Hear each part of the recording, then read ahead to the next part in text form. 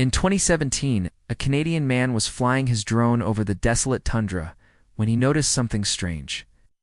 In the distance, half submerged in the shallow waters of Anjikuni Lake, were the remnants of an old wooden building. As he got closer, he could make out other structures too, like a church and what looked like a schoolhouse. It was like a scene from a ghost town, except this wasn't some long-abandoned settlement. It was apparently home to 200 people just 2 years prior.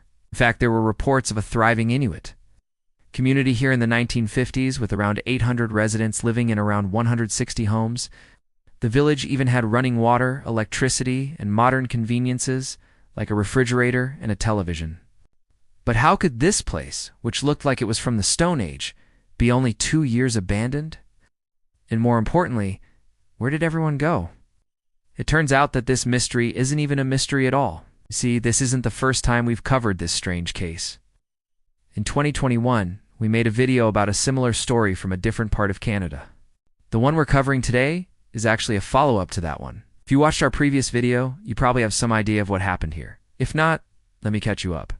Between 1942 and 1950, the Canadian government forcibly relocated thousands of Inuit people from their ancestral lands in northern Canada to make way for American military bases.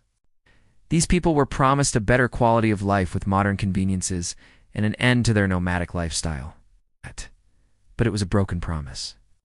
The Inuit people were confined to small settlements with poor housing, limited access to health care, and little to no job opportunities. Many of them spent most of their days just walking around the settlement because there was nothing else to do. Eventually, the Canadian government gave up on these settlements, and in the 1990s, they were officially dissolved. The buildings were either torn down or left to rot, and the Inuit people were left to wander the barren wastelands, homeless and jobless. And that's exactly what happened here at Anjikuni Lake. By the 1990s, the village was completely abandoned. The Canadian government bulldozed most of the homes and other buildings, but some of them remained, like the church and the schoolhouse. Over the years, these buildings fell into disrepair, and by 2017, they looked like they belonged in a post-apocalyptic movie. The drone footage of the settlement quickly went viral, and many people were quick to jump to conclusions.